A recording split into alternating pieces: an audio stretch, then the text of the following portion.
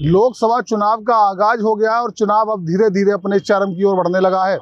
आगरा की अगर बात करें तो आगरा में नामांकन की आज आखिरी तिथि और अब नामांकन का समय समाप्त हो गया है। जिन प्रत्याशियों को, जिन राजनीतिक दलों के प्रत्याशी और निर्दलीय प्रत्याशियों को चुनावी रण में उतरना था, वो अपना नामांकन दाखिल कर चुके हैं। हम बात करेंगे आगरा लोकसभा सीट और फतेहपुर सीकरी लोकसभा सीट। सबसे पहले बात करते हैं फतेहपुर सीकरी लोकसभा सीट की, जहां से प्रमुख दल के प्रत्याशियों की अगर बात करें तो भारतीय जनता पार्टी ने मौजूदा सांसद और भाजपा के किसान मोर्चा के राष्ट्रीय अध्यक्ष राजकुमार चाहर को मैदान में उतारा है।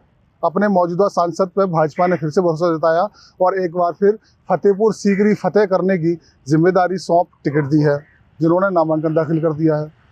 कांग्रेस और विपक्ष के गठबंधन की ओर से कांग्रेस के सिंबल पर रामनाथ सिकरवार चुनावी मैदान में है, फतेहपुर सीकरी से ताल ठोक रहे हैं। पूर्व सैनिक हैं और इससे पूर्व में 2022 के विधानसभा चुनाव में खेरागढ़ विधानसभा से विधानसभा का चुनाव भी लड़ चुके हैं। उस दौरान कांग्रेस नेत्री प्रियंका गांधी चुनावी प्रचार के लिए खेरागढ़ पहुंची थी।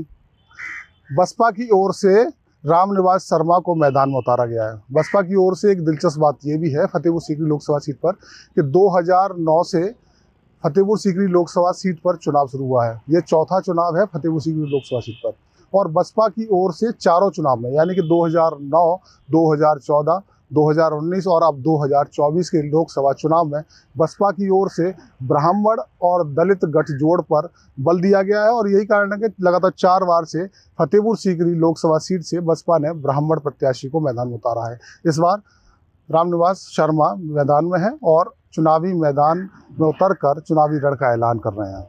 ये प्रमुख दल के प्रमुख प्रत्याशी थे। इस बीच में फतेहपुर सीकरी लोकसभा सीट पर एक और कहानी है, वो है फतेहपुर सीकरी विधानसभा सीट से मौजूदा भाजपा विधायक के बेटे, जी हाँ, भाजपा विधायक के बेटे रामेश्वर चौधरी भाजपा के खिलाफ ही मैदान में उतर चुके हैं, यानी कि निर्दलीय नामांकन दाखिल किया है और चुनावी रण का ऐलान करते हुए फतेहपुर सीकरी लोकसभा सीट से भाजपा के खिलाफ ही मैदान में उतर चुके हैं और निर्दलीय प्रत्याशी के तौर पर चुनाव प्रचार में जुटे हुए हैं।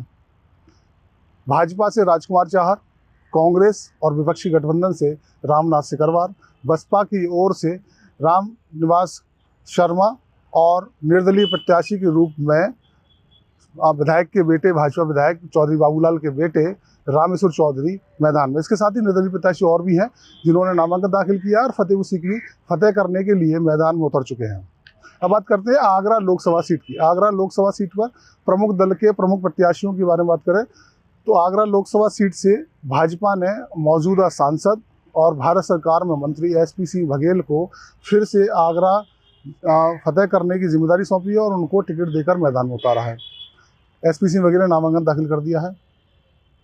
समाजवादी पार्टी की ओर से, यानी कि विपक्ष के गठबंधन की ओर से सुरेश चंद्र करदम, जो कि एक जूता व्यवसायी हैं और पूर्व में बसपा से मेयर का चुनाव आगरा से लड़ चुके हैं, उनको टिकट दिया गया समाजवादी पार्टी की ओर से और विपक्ष के गठबंधन की ओर से प्रत्याशी बनाया गया है सुरेश चंद्र करदम को।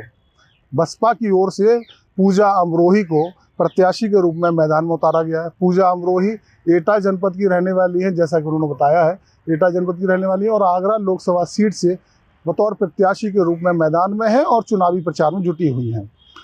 हालांकि आगरा लोकसभा सीट से अभी तक बसपा के हाथ जीत नहीं लगी है। जब से लोकसभा चुनाव हुआ है बसपा चुनावी मैदान में रही है तब से और अब तक बसपा को जीत हासिल नहीं हो सकी है। अब 2024 का चुनाव है। इस चुनाव में बसपा की क्या रणनीति रहती है, आगरा लोकसभा सीट को फतेह करने के लिए क्या रणनीति बनाकर मैदान में रहते हैं, तो आने वाले चुनाव के नतीजे ही बताएंगे कि कौन आगरा का सरताज बनेगा।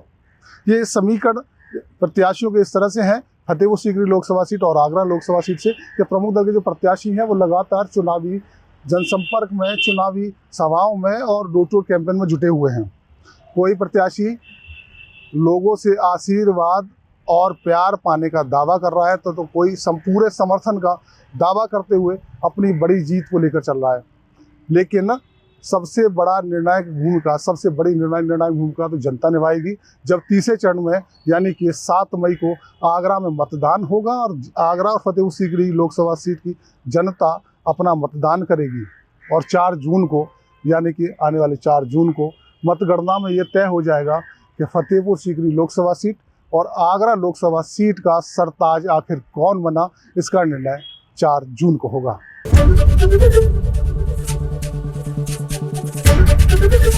एबीपी गंगा, खबर आपकी, जुबान आपकी।